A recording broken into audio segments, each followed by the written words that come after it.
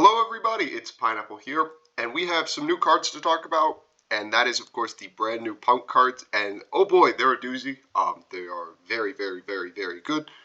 I don't think that they fundamentally changed some of the issues with Punk, which are that you lose in time and that you have to play a bunch of bricks, but they are really good, and I do think they elevate the ceiling enough of the deck that it is worth discussing, and of course, they're just cool, fun cards. So let's talk about it. We have Noah Punk Rising Scale. This is a level 8 Water Sea Serpent effect monster, and it has 2400 attack and 2400 defense, and you can only use each effect of its name once per turn. You can banish another Punk from your hand or grave, special discard from your hand, which is of course great because it's an extender. It turns resources into your graveyard into, a free body on the field.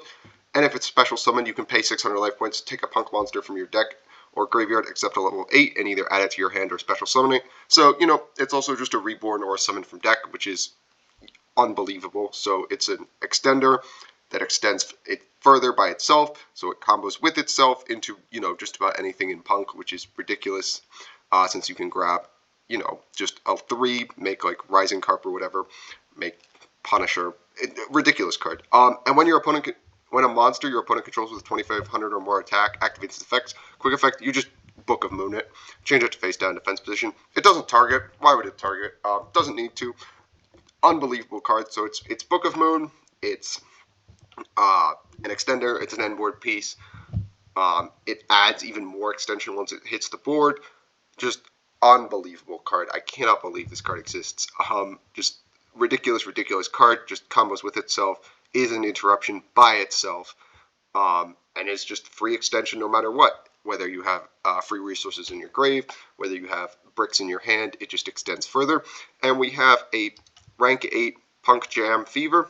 It's a rank 8 light psychic effect monster with 2800 attack and 600 defense, and its materials are 2 level 8 monsters. And once per turn, you can Xyz summon Jam Fever by using 1 Punk Fusion or Synchro monster you control as a material.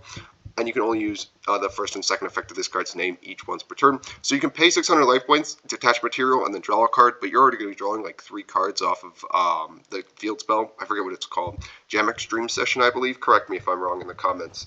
But so it just extends you further if you make it naturally. And when another monster's effect is activated and you have a level 3 psychic monster or in your graveyard, quick effect, you can detach material from this card, negate the activation, and if you do, destroy it. So it's just a negate that you can slap on top of anything. If you have 2, level 8s, then you can just make it for free. Again, it's not better than the Galaxy guy, number 90, I think, just because, it requires having a level 3 psychic monster in your graveyard, so it's only good in Punk, which makes it like way more tolerable. But again, like if the Galaxy Negate guy isn't creating issues, I don't see why this one would. But again, the fact that you can just slap it on top of a Fusion or Synchro is really nice because it's just, a free end board piece. So it's easier to extend into rather than committing 2 8s to the board.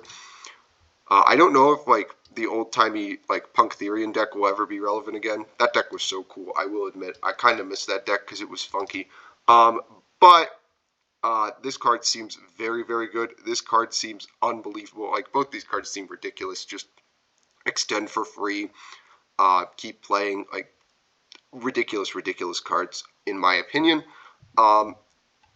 Grabbing another one from deck feels so good. So, like, if you, wanted to play, like, another level 3, like, for the trap, I feel like that, if you want to add even more bricks to your deck, this card feels ridiculous.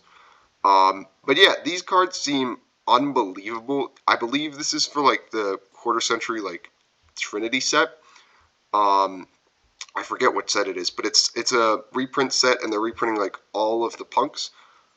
So I'm very excited to see what these cards do. I'm not sure if the issues with Punk will be solved. I don't think that the outstanding issues will be completely solved because, again, I think those run, deep into the veins of, what competitive Yu-Gi-Oh, strives for you to not do, which Punk struggles with. But I do think that these cards will certainly help the end board of Punk being more than just, Rising Dragon Pass plus a Ogre in hand and, a set 1 Imperm.